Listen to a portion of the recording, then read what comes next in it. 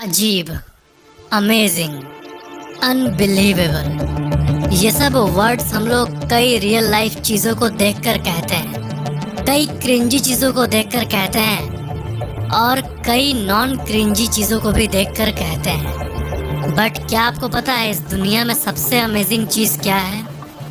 वो है बीता हुआ कल, इतिहास, इस धरती का इतिहास।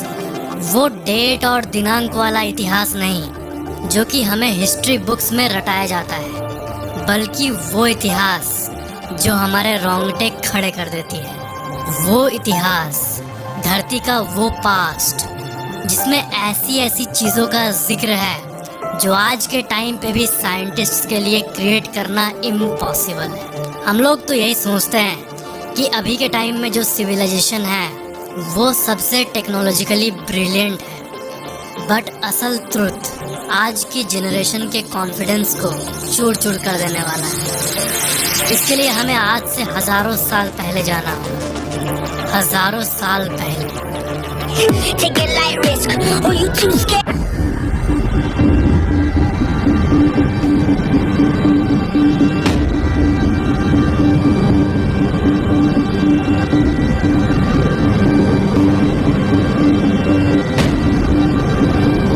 और हमें एक्सप्लोर करना होगा ancient Hindu history, ancient Hindu mythology नहीं, बल्कि एंशिएंट हिंदू हिस्ट्री, जो कि सही टर्म होगा उन चीज़ों के लिए जो कि था आज से हजारों साल पहले।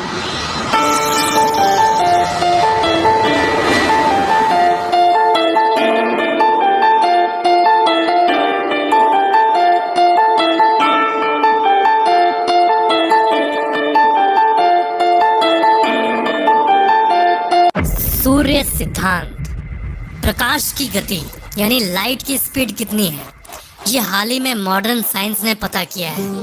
बट सूर्य सिद्धांत, जो कि आज से हजारों साल पहले लिखी गई एक एस्ट्रोनॉमिकल किताब है, उसमें स्पीड ऑफ लाइट, उसमें प्रकाश की गति के बारे में बताया गया था। उसमें ये बताया गया था कि प्रकाश हर आधे निमिषा में 2202 योजन की दूरी तय करती है। तो इसको अगर आज के मेजरमेंट में कन्वर्ट करें तो एक योजन इक्वल्स 9 माइल्स और एक निमिषा इक्वल्स 16/75 सेकेंड। और अगर हम लोग इसको कैलकुलेट करें तो उससे निकलता है ये वैल्यू, जो कि आज के समय में स्पीड ऑफ लाइट के नाम से जाना जाता है। 108, द मिस्टीरियस नंबर 108। आपने जगह जगह पे 108 सुना होगा। ये जो नंबर 108 है उसको number of the wholeness of the existence कहा जाता है। 108 बार मंत्र पढ़ना, 108 बार माला जपना, माले के 108 बीट्स। इस चीज पे गौर करो, सूर्य का जो डायमीटर है वो 1.39 मिलियन किलोमीटर है और सूर्य से धरती की दूरी 149.6 मिलियन किलोमीटर है। और इसको डिवाइड किया जाए तो इसका रेशियो 108 आता है। चांद का डायमीटर है 3474 किलोमीटर और चांद और धरती का जो डिस्टेंस है वो वैसे हर पल चेंज होते रहती है, बट एवरेजली 376,000 किलोमीटर्स होती है। एंड इन दोनों का अगर हम लोग रेशियो निकालें, डिवाइड करें, तो वो भी 108 आता है। इस सोलर सिस्टम की ज्योमेट्री का जिक्र हजारों साल पहले ही हो चुका है। अब चलते हैं कर्नाटक के बालकोट डिस्ट्रिक्ट के अलीहोल के दुर्गा विष्णु टेम्पल में। ये हजारों साल पुराना एंशिएंट हिंदू मंदिर है और इसमें आप लॉर्ड विष्णु के वराहा अवतार को देख सकते हो और इस चीज़ के रेफरेंस में एक मॉडर्न इमेज को देखो।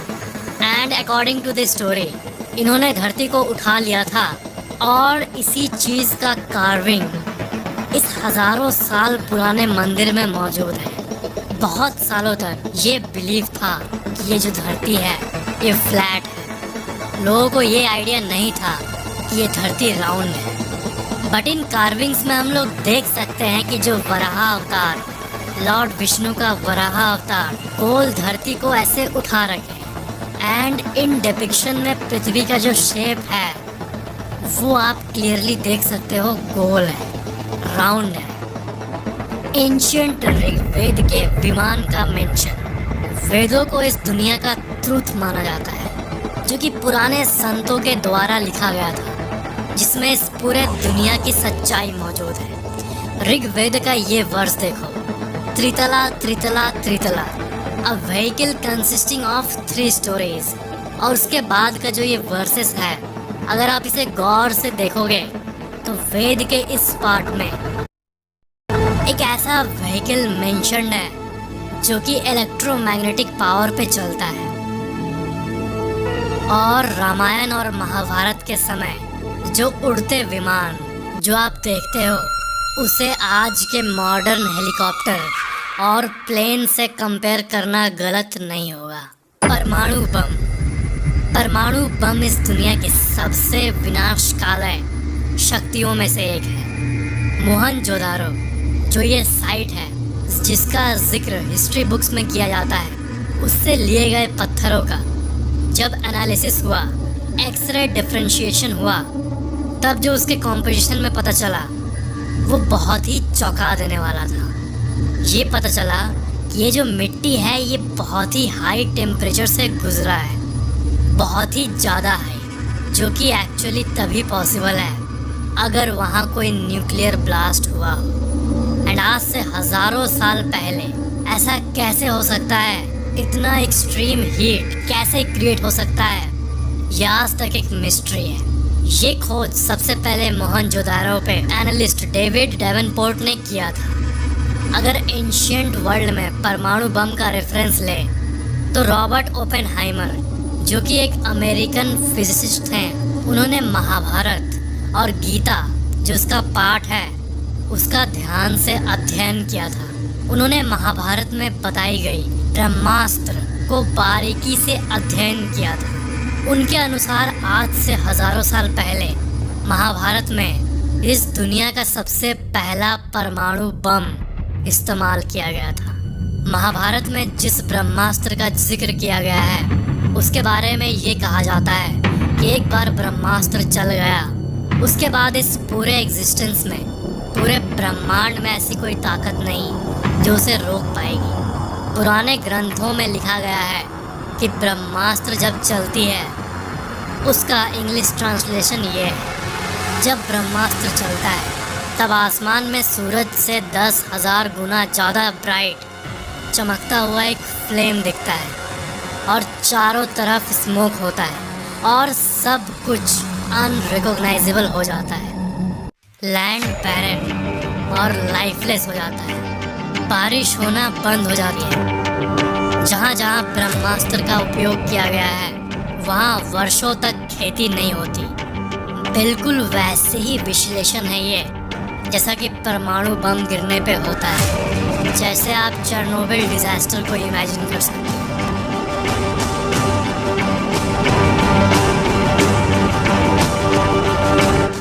जो कि शायद एक कारण हो सकता है महाभारत के इस इंसिडेंट का भी और मोहनजोदारो जैसे सिविलाइजेशन के अचानक से गायब हो जाने का। Test tube babies.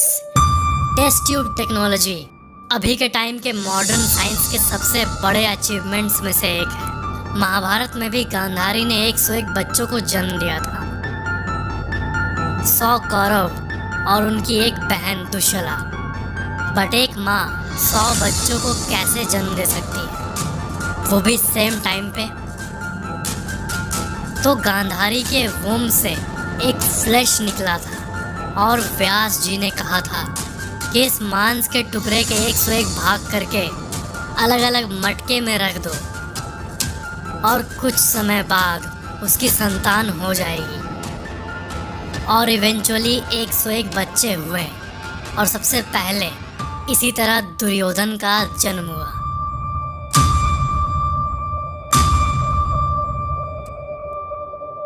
और coming to the next point, television यानी टीवी। अगर आपको ये लगता है कि टेलीविज़न हाल की एक मॉडर्न इन्वेंशन है तो याद कीजिए उस समय के रेफरेंस को, जब संजय धृतराष्ट्र को महल में बैठे बैठे क्या हो रहा है कुरुक्षेत्र के उस युद्ध के मैदान में ये बताते थे।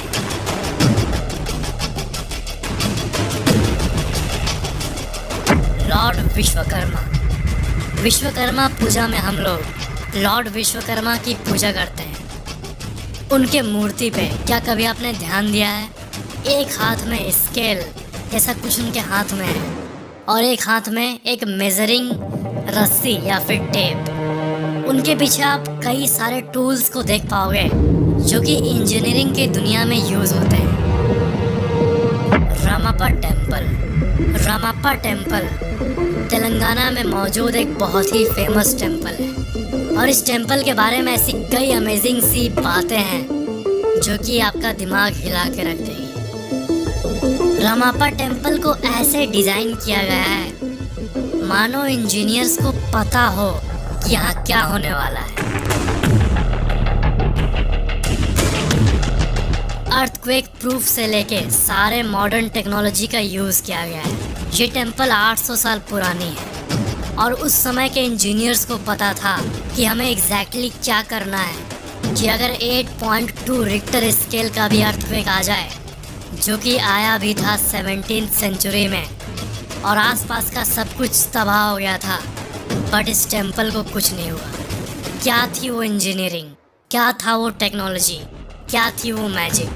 असल में रामाप्पा टेम्पल को अगर हम लोग एनालाइज करें तो नीचे वाला हिस्सा सैंडस्टोन है और ऊपर वाला हिस्सा ऑटोक्लेव्ड एरेटेड कंक्रीट यानी AAC से बना है, जो कि एक सॉफ्ट मटेरियल होता है कंस्ट्रक्शन के लिए।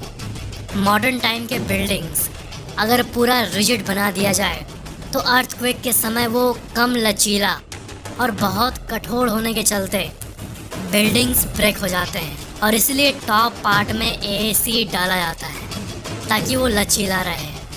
एंड बिल्कुल इसी तरह आज से 800 साल पहले रामाप्पा टेम्पल में टॉप पार्ट पे ये पतले हिस्से पे जो कि प्रोन टू अर्थक्वेक है, इसमें AAC का इस्तेमाल किया गया था।